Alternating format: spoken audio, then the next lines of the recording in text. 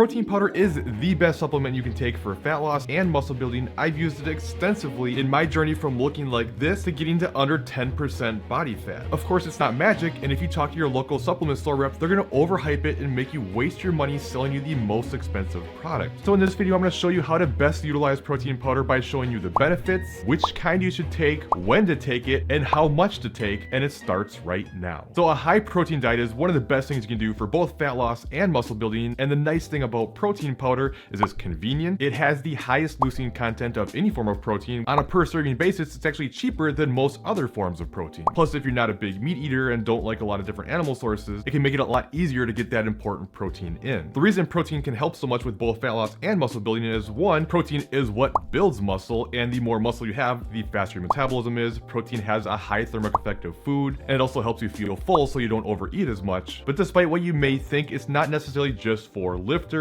people who are younger, or just men, because research has shown consistently a higher protein intake helps with fat loss pretty much regardless if you lift or not. In fact, in this study, they looked at overweight and obese women with no exercise. All subjects were put into a calorie deficit for 8 weeks, but they had a control group and then 2 different groups that consumed whey protein. Not only did both whey protein groups lose more body fat than the control group, but they did so eating 12% higher calories all through protein. There was also research done in female lifters where a group that consumed more calories and more protein lost more body fat than a group that ate less calories and less protein. Now let's talk about the different options you have for protein powder. The main two are whey protein versus casein protein. Whey protein more rapidly increases protein synthesis for a shorter period of time, whereas casein is a slower digesting protein, so it more gradually increases protein synthesis. I usually recommend whey over casein, as research has shown whey tends to elevate protein synthesis better, possibly because it has a higher leucine content, but that doesn't mean casein might not have its place. I'll talk about that in a minute. Now, there's actually 3 different types of whey protein, and they all have different unique benefits, so you have to determine what is best for you. The first being whey protein concentrate. This is going to be your cheapest option, but it's also going to be a little bit higher calorie, and especially if you have a lactose intolerance, there's a good chance you may not tolerate it very well. Then there's a whey protein isolate, which is a little bit lower calorie. That process removes most of the lactose from it, so if you have a lactose intolerance, you may tolerate it better, and it often mixes a little bit better as well. Then there's hydrolyzed protein. This is going to be your most expensive form. This is pre-digested, so it takes out nearly all lactose, so most people can tolerate this. But even with all that, some people cannot tolerate any forms of whey protein, and if that's you, it's probably not even because of the lactose, but you may actually have an intolerance to the protein in whey. And if that's the case, or for ethical reasons you don't like to have animal products, then you could use a vegan source of protein powder. And while it's been widely believed vegan sources of protein are not as optimal for muscle building, keep in mind most vegan proteins are going to add leucine, so you're still going to get the higher leucine that comes in animal products. Not to mention there's recent evidence that shows vegan sources of protein may actually not be any more suboptimal than animal sources. Now, if you're looking for amazing tasting protein powders, Core Nutritionals has a lot of great flavors and even a really good tasting vegan option, which is pretty hard to find. Make sure you use code Colin at checkout to save 20% off your order. As far as when to take protein powder, most commonly it's believed that you should take it right after a workout's done in that post-workout kind of anabolic window. However, this has been severely overblown. Research has shown as long as you have a good protein source pre-workout, you'll still be utilizing that after, so it won't matter. And really, as long as you're going to eat some form of protein within a few hours after, you're definitely going to get all those benefits. The biggest thing is going to be your total intake for the day. However, if you do like to train fasted, then this is when I think it's a great idea to make sure you get a protein source as soon as possible after the workout to get that recovery process started. So bringing a protein shake to the gym with you so you can do that, probably a good idea. But really, whenever you would normally eat or take protein in, you can take a protein shake at that point. I don't really even look at whey protein as a supplement. I just basically look at it as food. And I recommend, if you really want to optimize your nutrition, to space out your protein evenly, at least 3, maximum of 5 times per day, spread out about 4 to 6 hours apart. Now, I mentioned earlier, there could be one application where casein could make more sense, and that would be a pre-bed protein shake, because you're going to be going all night without any increases in protein synthesis. So this is where a slower release of protein could have a little bit more benefit. I think if there's any differences, it's probably pretty negligible, but there could be something there. So it's not a terrible idea, but I don't personally do it myself. I still just do whey protein if I want something quick and easy before bed. Now, how much protein powder should you take? And I'm talking about at once and also throughout the day. I already mentioned that throughout the day doesn't matter. Have as many as you want. If you want 2, 3 shakes a day and that helps you, great. There's nothing wrong with that. And in terms of in one sitting, there's actually research that looked at 20 grams of protein from whey protein versus 40 grams of protein. And the 40-gram intake showed a higher elevation in protein synthesis. Personally, I like to make sure I can eat at least 30 grams of protein in one serving, and that's usually going to be more than is in a serving of protein powder. so I'll oftentimes do 1.3 or even 1.5 servings in one shake because I just want to make sure I'm maximizing the anabolic response from that meal. I would rather err on the side of having too much that I can't utilize it all than taking maybe 20, but then I could have utilized 10 more, but I didn't get that. And as far as your total protein intake for the day, I usually recommend around 1 gram per pound of at least lean body mass or goal weight. But again, if you want to just make sure you're getting enough, go with your total body weight. Now, while protein powder may be the best supplement there is a close second in the form of creatine. And if you want to find out the benefits of creatine, how it works, how much to take, when to take it, and everything you need to know about creatine in just 4 minutes, then make sure you check out this top video and I'll walk you through everything you need to know, and I'll see you in that other video.